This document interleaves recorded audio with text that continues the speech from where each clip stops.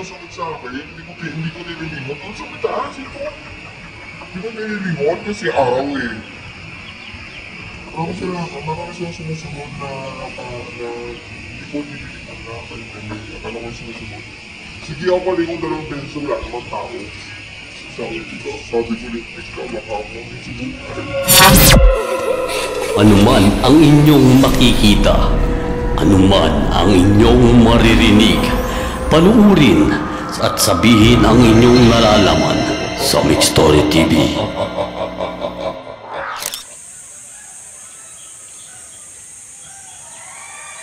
Sa pagkakataong ito mga kamix, merong umagaw ng atensyon sa akin dito na parang namumukod tangi itong nitso na nandito sa may sagingan sa kabila ng mga inikot natin na iba pang mga libingan dito sa loob ng Paco Park.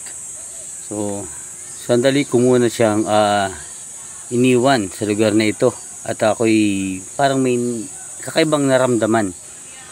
Ngunit binaliwala ko yan hanggang sa makarating ako rito sa entrance at ako'y malapit na matapos sa aking pag-explore sa loob ng Paco Park na ito.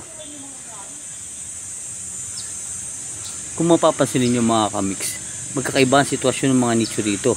Merong mga may lapida pa na may mga pangalan, ibig sabihin meron pa itong laman at may mga maaaring may dumadalaw pa. At yung iba naman yung mga wala ng pangalan at sarado na dahil yun ay inalis na ang mga laman at nilipat na sa ibang lugar.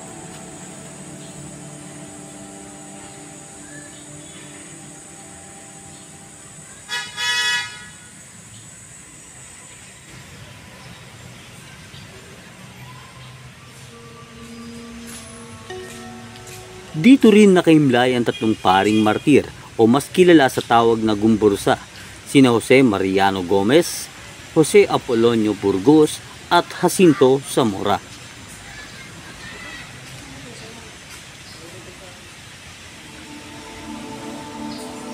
Ang circular wall dito sa loob ng Paco Park ay napapalibutan ng mga nagtataasang puno sa loob at labas. Bibigyan ko kayo ng pagkakataon na marinig at mapagmasdan ang bawat madadaanan ng aking kamera.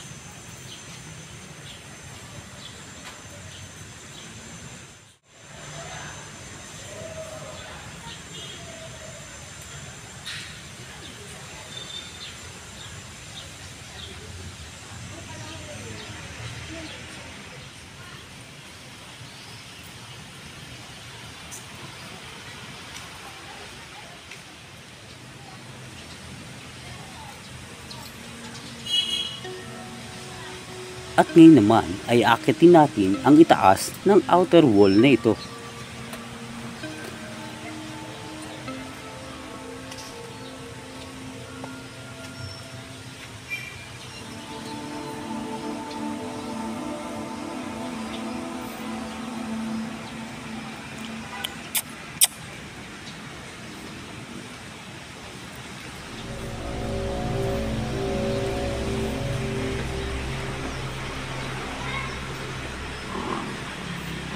Tanaw ninyo ang mga nagtataas ang puno sa lugar na ito, maging sa loob at sa labas.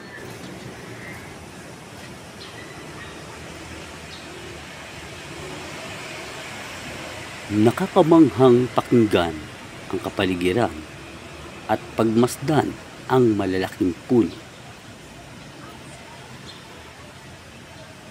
Ayon sa ating mga nasagap ng mga usapin o kwento sa mga taong nagpunta rito at nakaranas ng iba't ibang nararamdaman tulad ng ating pagpunta rito.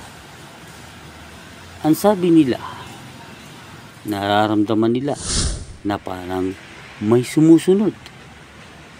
Ngunit sinubukan natin at tila normal pa rin ang lahat.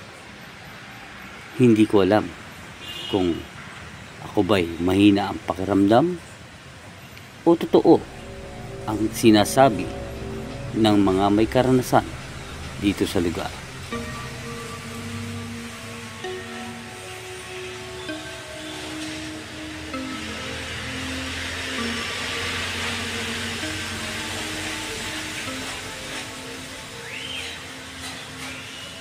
Ang punong ito ay nagpapahiwatig ng katandaan at nagsisilbing bantay dito sa lugar.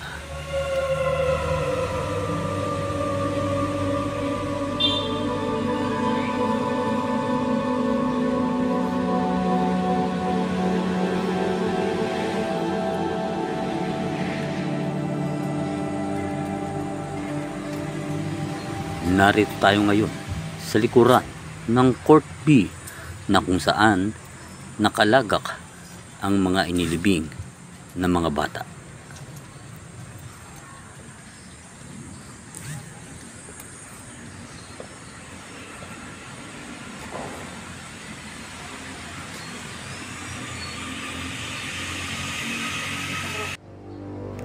Ito naman ang Roman Catholic Dome Chapel na tinatawag ngayong St. Pancratius Chapel at nasa ilalim nito ng pangalaga ng San Vicente de Paul Parish at nagsasagawa sila ng mass at wedding tuwing araw ng linggo. Ang feast day celebration naman ay tuwing ika-12 ng Mayo. Pangatlo, maglalathala po ng souvenir program ang ating parokya. Inaanyayahan po ang mga nais magpa-advertise ng mga kumpanya, pamilya at individual. Para sa iba pang detalye, makipag-ugnayan lamang po sa opisina ng ating parokya.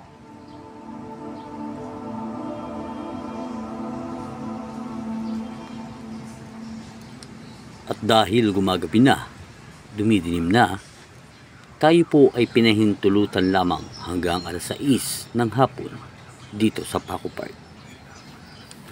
Noong 1960, naging isa ito sa mga proyekto ng National Park Development Committee sa pagpaunlad ng pambansang parke sa pamamagitan ng malikhaing likas na talino ni landscape architect Ildefonso Santos na ngayon ay kinikilala bilang isang pambansang sining. Ang sementeryo ay ginawang parke na ipinakikita ang kombinasyon ng sinauna at modernong estilo ng arkitektura. Ito ay formal na idiniklara bilang isang national park noong 1966.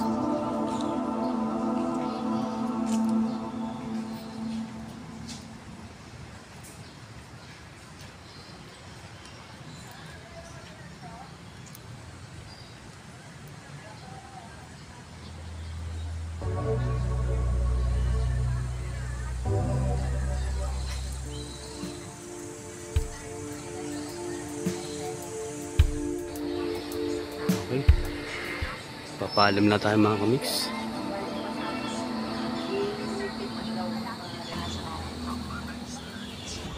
Naghahanap po siya ng multo. Gahanap ako ng magpapakita. Sira kanina. Doon sir ako sa libingan ni Margarita. Saan po yun? Ayan o. Baka yun yung kinuha ko rito, yung malapit dito? May kumulong sa akin. Picture ko makasira yung camera mo. Oh, Sunod sa akin, hindi ko nililingon. Doon sa may taas ito. Hindi ko nililingon kasi araw eh. Marami silang sumusunod na hindi ko nililingon na kaya may akala ko yung sumusunod. Sige ako kalingon 2 beses, wala naman tao. Sabi ko lintik ka, baka ako ang nisubukan. Hindi naman tao. Di lakad na naman ako. Meron talaga. Pero marami sila. Sabi ko, sabi ko, guni-guni ko lang siguro. Sabi ko, nangyari dito sa nakalibing, true to life talaga sa kanya dito. Tapos ginaya nung nagsushoot. May nangyari dun sa nagsushoot. ano daw yun eh, yung may nag-shoot daw dito, pelikula. Oo. Nakaupo lang daw yung babae na gumanap eh. Tapos bigla na lang na natumba, na fracture yung seat. Siko. Nasa may sagingan. Siya yung kakaiba. Hindi nga may laman niya. Tapos sariwa yung pagkakalagay. May laman pa nga yan, yung mga ganyan, tinanggal Yung mga na. lang. Yung mga tinakpan lang. So, Ang mga puto daw yung Ganun. yung kinuhanan ko, sabi ko, ano to, parang bago. So, yung pala yun. kasi nga, hindi nga siya matahimik.